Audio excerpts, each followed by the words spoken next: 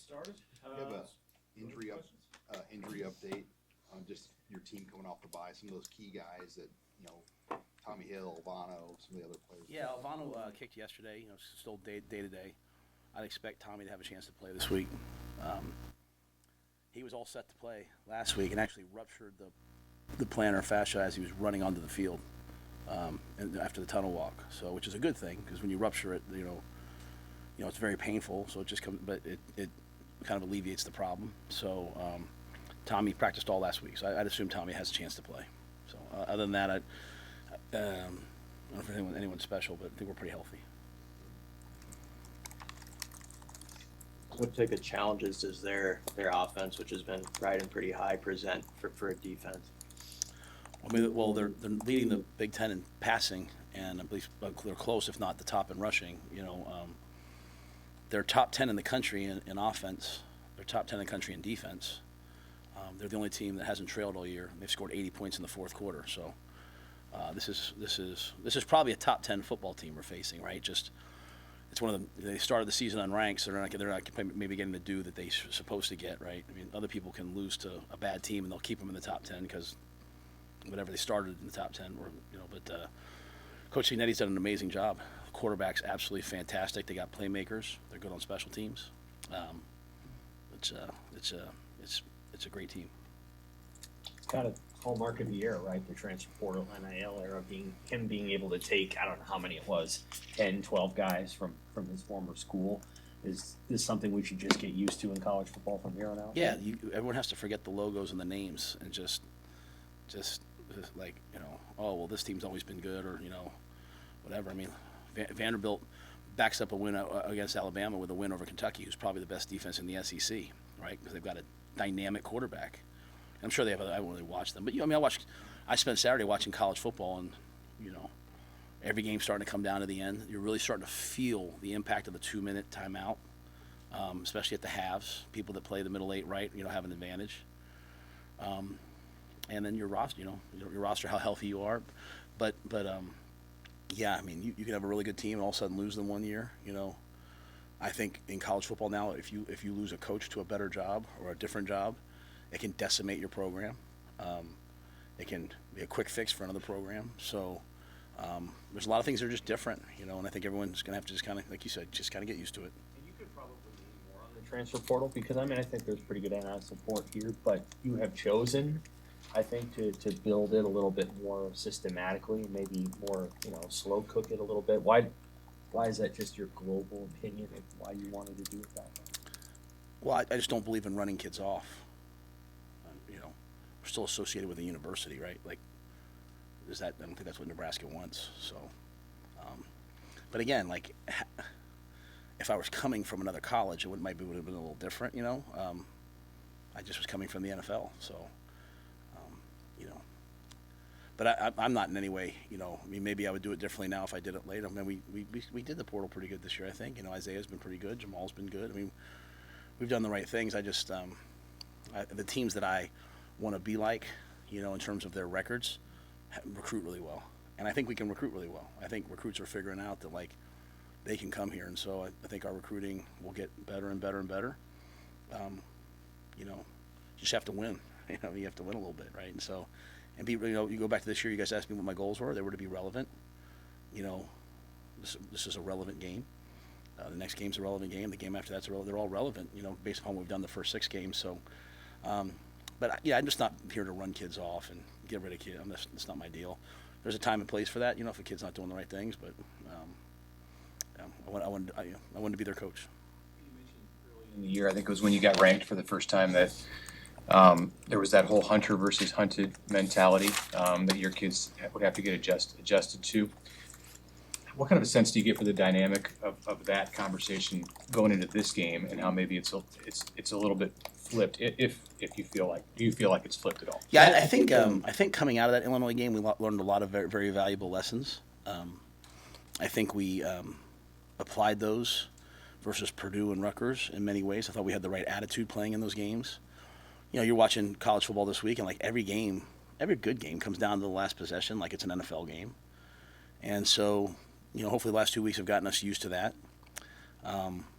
this is a game though where we're facing, this is probably I try not to look at the lines and all that, but I'm pretty sure we're probably the underdog, right? So this is our guys' first time for doing that, right? So I much prefer that. I love turning on game day and seeing them all pick the other team. That's good for us, So it's just kind of who I am and who a lot of our guys are. We're not. We are who we are. So. I think our guys, understand at this point, like, this is going to come down to football. We got to practice well, play well. Doesn't matter what music we listen to before the game. Doesn't matter what we wear. Doesn't matter all of that's fun. We're going to have to block and tackle and, again, make one more play. I mean, you watch the end of Ohio State, Oregon. What a great football game with two great teams. And with all the things they did all game, it just came down to, like, a couple things at the end, right? So just trying to get ourselves a little bit better this week to make one more play.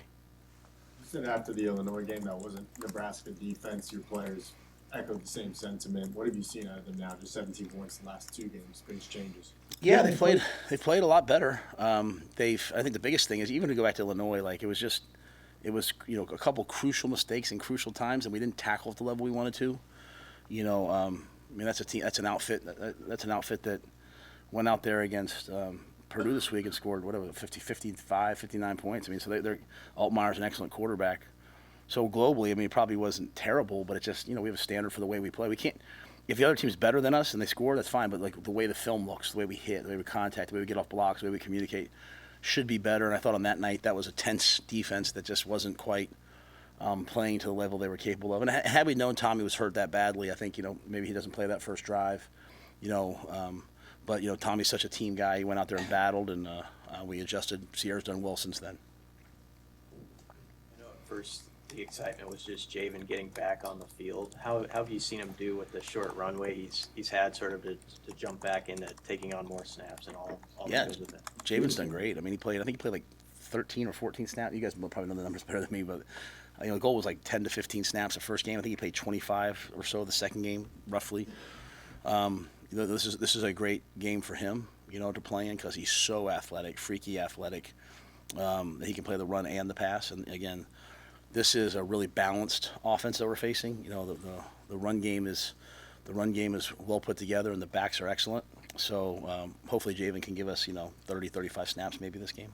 After watching a lot of football on Saturday, how unpredictable does the Big Ten look right now? Just the way some of these games played out. I mean, Purdue with the backup quarterback almost beats Illinois, and obviously USC could have beat Penn State. I mean, there's a lot of things that played out that I'm guessing most people couldn't really have predicted. Yeah, I think though, when you look at when they expanded the Big Ten to 18 teams, and they brought in a team that played for the national championship last year, just think about that all of itself. Oregon, who, Dan's done a great job, but even before him, Mario did a great job. They've been a 2-loss team for the in that range for the last 5 years. And they've been a great team for a while. Then you bring in a team of that USC that won 11 games 2 years ago, or whatever it was. You had to, you put the travel in. I mean, I talked a lot about the travel, and everyone kind of oh, I got you, Matt. Like, the travel, the weather, like, that was hard to throw the ball last week against Rutgers. That was 40 to 50 mile an hour gusts, at least is what it said. It was hard. I think you're going to see a lot of unpredictability. It's like the NFL, right? You never know in the NFL who's a good year in college football moving forward is going to be like 8-4, 9-3. It's just what it is. It's why, there's a lot of teams that do really well, but they're not playing who we're playing. It's just a different league, right? And the Big Ten, the SEC they've just evolved, right? And then, so, you look at the statistics on traveling, multiple time zones, what that's doing to teams. I mean, I just think it's all really interesting. It's all about how healthy you are. There's not as many, take the game off games. You have to be ready to play every week, and people are battling. And again, now teams are losing on the last play of the game, right? I mean, Illinois has done a great job. Brett's done a great job. They won 2 games in overtime, right? I mean, it's just kind of what the Big Ten's going to be, I think, moving forward. It's going to be like the NFL. How do you sense that your team responded after the bye, rejuvenated, and just coming at a good time of the season halfway through to get a week off? Well, we worked our tails off last week. Now we got better. All right, that's one thing. I got really proud of some of the young guys. Some of our young guys who have improved at a high level. So I gave them one day where it was just them. Then we had 2 days where it was the vets too, and one day was a mix of the young guys, and then the last day was purely just the travel squad working versus scouts and the like. So we really worked. But I think, to your point, like mentally, emotionally, right, the competitive stamina of, we face some pretty good teams. I mean, whether people think they are, we face some teams with 4 wins. So we've had to battle every week. We're not like just running away with the game and it's just an easy game. So the guys have had to show competitive stamina and they've had to grind. And I think we came at a good time. I was able to get away. The players were able to get away. Even if get away means they sat in their dorm room and watched anime or whatever it is they watch nowadays. They got to have some time to themselves, and I thought everyone was in a pretty good mood this morning. Everyone looked out. We just practiced. It was excellent. So hopefully it benefits us, because we got 6 ball games left. We got 3 and then another bye, and this is as big a game as we've ever probably played in terms of the stakes and all the things that get people excited on the road. Ranked team, best offense probably that we faced. One of the best that we'll see. So I'm sure our guys are focused. You had mentioned last year, the first 2 games on the road, Minnesota, Colorado, maybe some things took your team a little bit, rattled them a little because of the crowd and the noise. How maybe did you change prep going into this Indiana game where the crowd's probably going to be as loud as it was at Minnesota and Colorado? Yeah, I hate talking about last year because I'm embarrassed of it, but we were a huddle cadence team, right? And we switched this year to a clap to allow us to be louder on the road. Now we still have 2 false starts at Purdue. We're still not perfect. I mean, we're far from perfect. So you get down there in the goal line, and you're trying to run the power play on 4th and 1, and you're just kind of sitting there like, hopefully no one false starts, or hopefully we don't get it. So I just think we were more prepared. We used crowd noise the whole camp. So I think the noise in and of itself is better, or preparation for that is better. And the team just didn't really know us or know, I mean, I think when you go on the road, if you have a team that actually really cares about each other, and if you have a team that really wants to see each other be successful and is there for the team, then you have a chance to win on the road. I watched a lot of football. One thing about college football right now, there's a lot of guys out there, and the whole time they're playing for their personal brand. They could do something for the team. They could take a knee. They could step out of bounds. They could end the game. And instead it's all, watching college football is hard now. It's all trash talking and really excessive trash talking. It's you beat a team and you're waving goodbye at them, and Iowa did that to us last year. I mean, there's sometimes rivalries. I get it, but I don't want to see our team do that. I want to see our team walk out, and if you watch me, I can shake their team's hand. I shake the players we game plan for. I shake their hand. And yes, I struggled a little bit with that this weekend watching college football. Like every time a guy makes a play, it's like he has to turn and tell the guy he made a play. And trust me, I'm all for a little trash talk, but there's a way to do it in a way that doesn't, disrespect the game and disrespect your opponent. Because truly playing against good teams allows you to show what you can do. Like, you can't show what you can do when you play bad teams. You have to play good teams. And so Indiana gives us a chance to show us what we can do. But as much as anything else, I want us to respect the game, and I want us to respect, what it means to be a Nebraska Cornhusker. And I have a lot of respect for Coach Signetti and his staff and their players. And so I'm hoping we play a certain way. Hey, you guys showed that jumbo set last week against Rutgers with Liebentritt and Mazuka and a couple big tight ends. Obviously, you're limited in situations you can use that short yardage, but having success with that, does it start to create some kind of a mentality or help you create a mentality that you want to extend to other areas of the run game here over the second half? Yeah, it's a great question. I did like an extensive study of the run game, and some of the numbers are hurt a little bit by some of the sacks we've taken, and some of the numbers are helped by some of the speed sweeps. I try to take all that out. We just haven't had the explosive runs, if that makes sense. There's a lot of 4 and 5 yard runs, which you like, right? Keep you on track, but we haven't had the big runs. That 2-back power set, that's what I was known for at Temple. We were going to run that against you 15 times a game. You're going to have to deal with, I run that play. I get texts from 20 guys like, hey. Yeah, we ran it the game before too. We ran it against Purdue on the goal line. We ran it against Rutgers. So, you do it enough, people. We line up and there's 10 people around you, so you're not going to have big hits. But I think the big thing for us as we move forward is just to really, really find some ways to get some long runs. You know what I mean? I like some of the consistency of the runs more than I thought I did. But we got to hit a couple big ones, right? And so we haven't done that. But yes, absolutely, having the fullback, having the tight ends, even just practicing against it. And we practice against it every week. You know, I think it just hardens your team. I mean, it's really, there's not many teams that have a top 10 offense and a top 10 defense. Indiana does, and because I believe if your defense, all they do is defend the spread all day, every day in practice, when you face a tough team, and make no mistake now, Rutgers, Greg Schiano, Brett Bielema, those are tough people, and those are tough.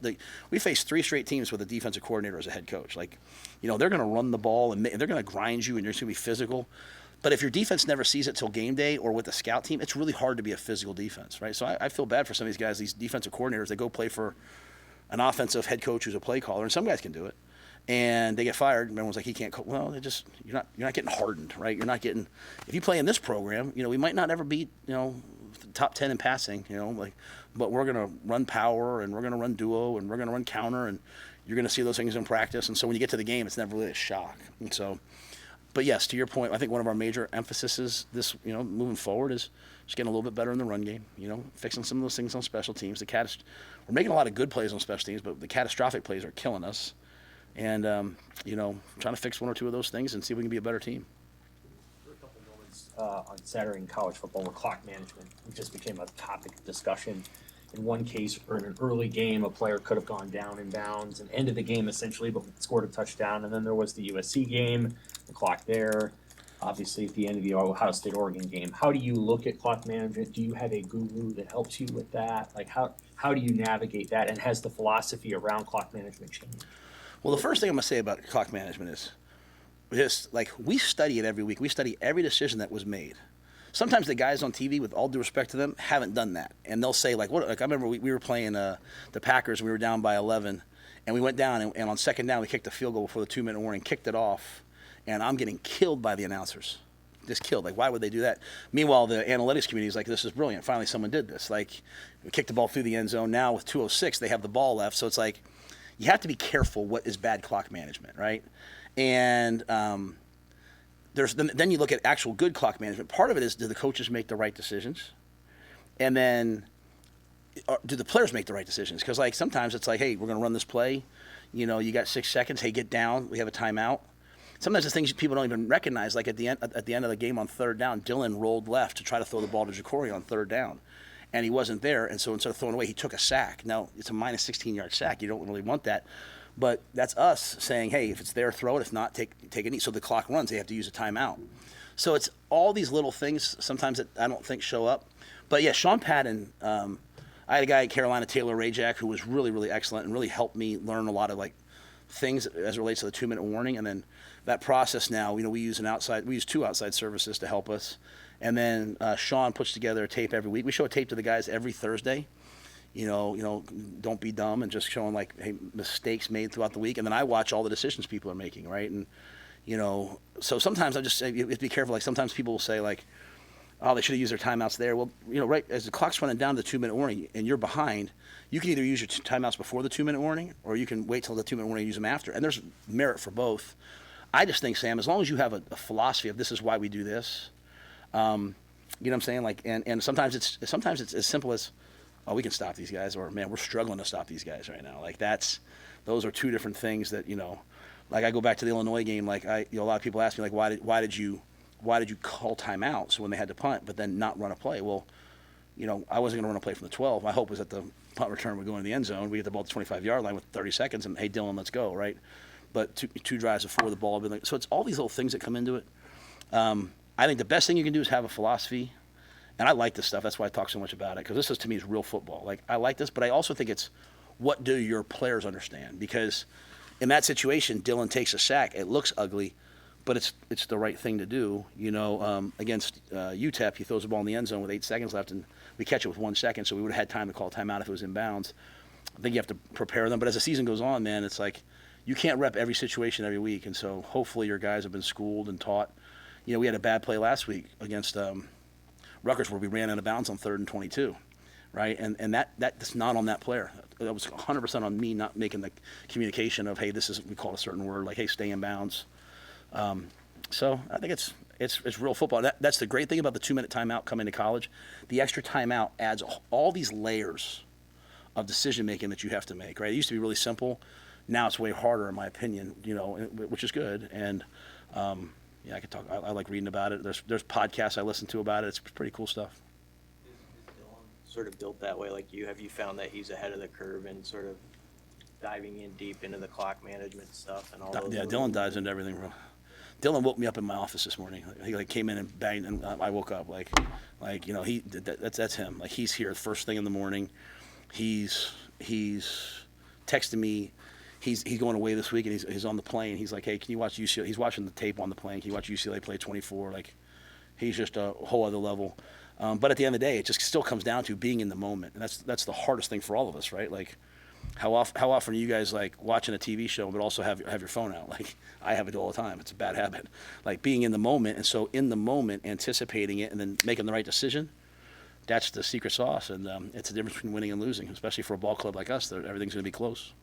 You just get here early and fall asleep in your office? Yeah, I went home and then couldn't sleep, so came back early. And the Garrett McGuires, the Corey, they come in at 4:30 and work out. I come in at 4:30 and watch film and just fell asleep. That's all. Can you speak to follow up on that question about Dylan, about the areas of what you've seen as far as him with his growth in areas away from what we see in 60 minutes of him playing? You're saying, I'm sorry. Can you? In what ways have you seen him grow up around the team? Oh, I think his leadership and just the touch points he does in terms of getting around the guys. I think the confidence he has brought to guys, the belief.